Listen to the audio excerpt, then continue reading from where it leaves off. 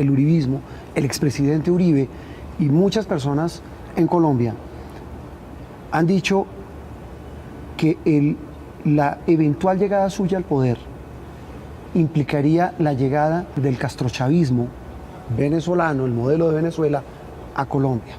¿Eso sería así? Sí, era lo mismo que decían con Gaitán, ¿no? Si usted repasa ahí la historia, para asustar, digamos, al electorado que cada vez creía más en Gaitán, entonces decían que Gaitán era comunista. Eso les fracasó, pero terminaron fue matando a Gaitán. Esos son miedos que se intentan crear y esos miedos tienen un objetivo político, sí, que no se produzca un cambio en Colombia. Es decir, que los que han gobernado este país ya 2 siglos, hereditariamente incluso, con apellidos que se repiten, puedan seguir gobernándolo. En una situación tal, en este momento en que estos linajes, estas roscas políticas, ya son incapaces de gobernar. Y hay la paradoja y la gran contradicción. Chávez, digamos, hizo una promesa a su sociedad, digamos, una distribución social de la renta petrolera, que es de lo que viven los venezolanos. El pueblo votó por él varias veces, sí, pero la promesa quedó incumplida. ¿En qué sentido? En que realmente no se puede construir una equidad social, una justicia social, en una economía que solo extrae petróleo, en una economía extractivista. Es el mismo Uribe, un poco antes Pastrana realmente, que es el que crea el Código Minero Nuevo, el que nos rige.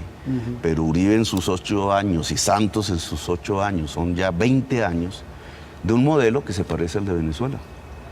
Porque nos condujeron, mataron la economía del café, mataron nuestra agricultura de alimentos, nuestra balbuceante industria se vino a menos y se dedicó el país a extraer de huecos carbón y petróleo, lo mismo. Es decir, si le entiendo, lo interrumpo, doctor Petro, los que tanto critican el modelo chavista, dice usted en Colombia, son los que están haciendo lo hicieron. Entonces, dice usted.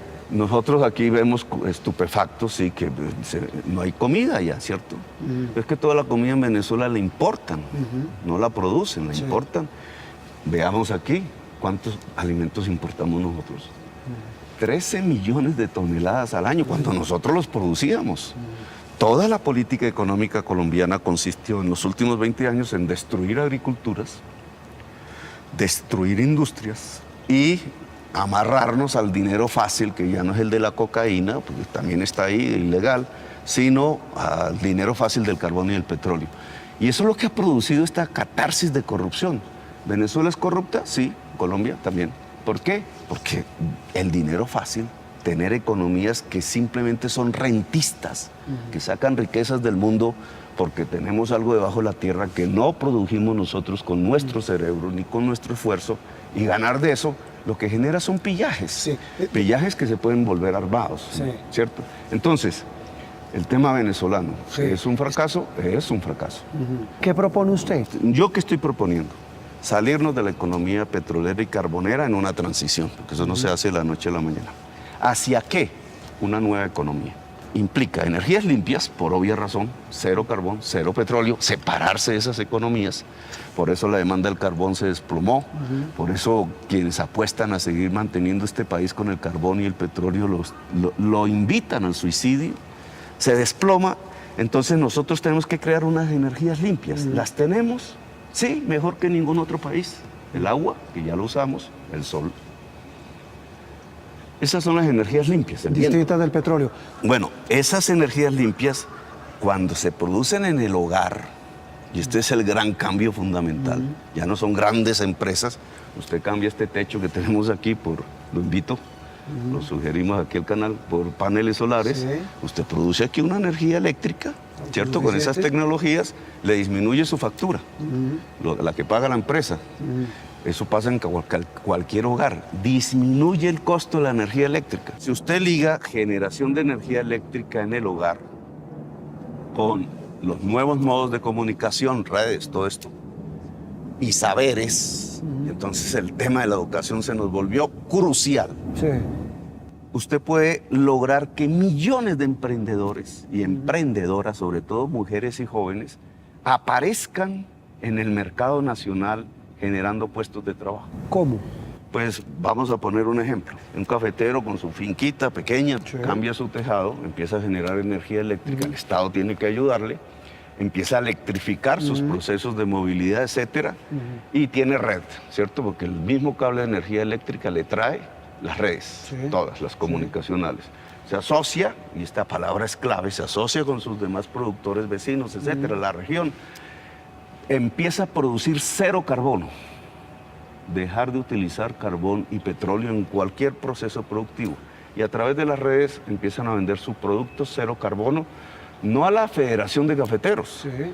al intermediario o la cadena intermediario San Estreno, no, a los consumidores en el mundo, que cada vez son más, que quieren comprar productos cero carbono porque quieren salvar la vida de la planeta. La nueva economía, al utilizar redes, cerebro, equilibrios con la naturaleza a través de las energías limpias, trabajo en equipo, demanda una educación que debe tener y fundamentarse en el amor. El amor al saber, el amor a la naturaleza, el amor al trabajo en equipo. Es decir, debe educar en el trabajo en equipo, que es una de las grandes falencias de la sociedad colombiana. Otra de las frases que se oyen sobre usted, y se lo digo directamente, doctor Gustavo, y es que muchos empresarios dicen, si Petro sube al poder, acaba con la empresa privada, como pasó en Venezuela. En el empresariado hay una diversidad. Hay un empresariado que se lleva sus capitales a los paraísos fiscales y no paga impuestos. En Colombia humana no se podrá transferir a paraísos fiscales. Y obviamente esos empresarios no serán muy amigos míos. ¿Qué empresarios van a ser amigos de la Bueno, Colombia veamos, humana? pero esos son Sí. unos empresarios, no son todos, y son los más poderosos los que hacen ese tipo de jugadas. Los empresarios que se llaman así, grandes poseedores de tierra, ¿serán amigos nuestros?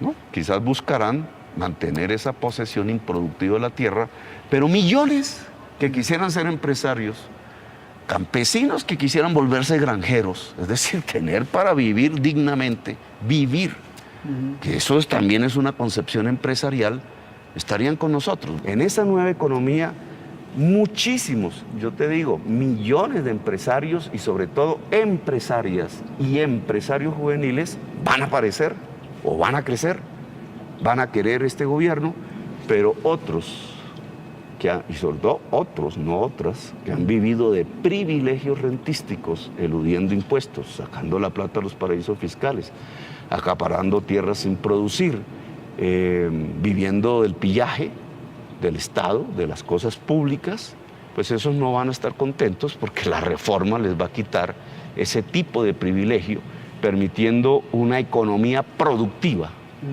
afincada en el saber y en los valores de la creación y la libertad humana. No va a haber estatización en su gobierno.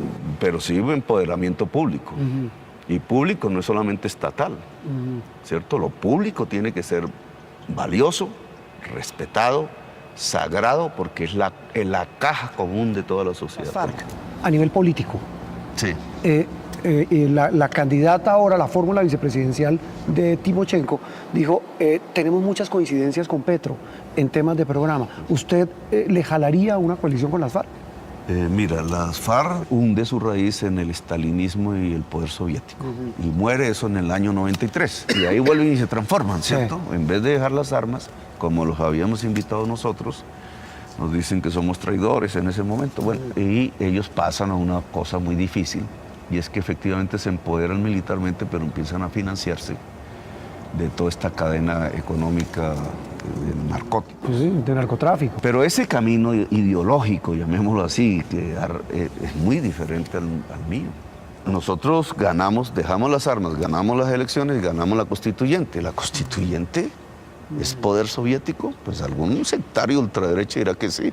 La constituyente, la Constitución de Colombia es un proyecto democrático. Yo tengo dudas serias de que puedan interpretar las necesidades de la sociedad colombiana del hoy. Ajá. Los veo más anclados, ¿cierto?, a la retórica ideológica de un mundo que se acabó. Y se me asimila mucho a lo que está pasando en Venezuela. O sea, hay una retórica, ¿cierto? Entonces salen en marcha para conmemorar los 100 años de la Revolución de Octubre, pero es como una especie de discurso que encubre, en el fondo, una falta de capacidad para interpretar la realidad del hoy. O sea, no. No, pues no lo veo, no están aquí, ya tienen sus candidaturas. ¿Usted cree que Colombia está preparada para un gobierno de izquierda? Yo no divido la política entre izquierda y derecha, sino entre política de la vida y política de la muerte. Y yo sí creo dicen que es de derecha y de yo izquierda. sí, hay izquierdistas de la política de la muerte, los que exportan petróleo, Ah. y hay derechistas que pueden hacer una política de vida, los alcaldes que metieron el metro y el tranvía en Medellín. Entonces, yo sí creo que Colombia está preparada para una política de la vida en Colombia. Vivir y poder convivir en paz. La política de la vida es una era de paz. Doctor Gustavo Petro, muchas gracias por haber Bueno, estado en gracias a Noticias usted, Caracol. muy amable. Muy amable.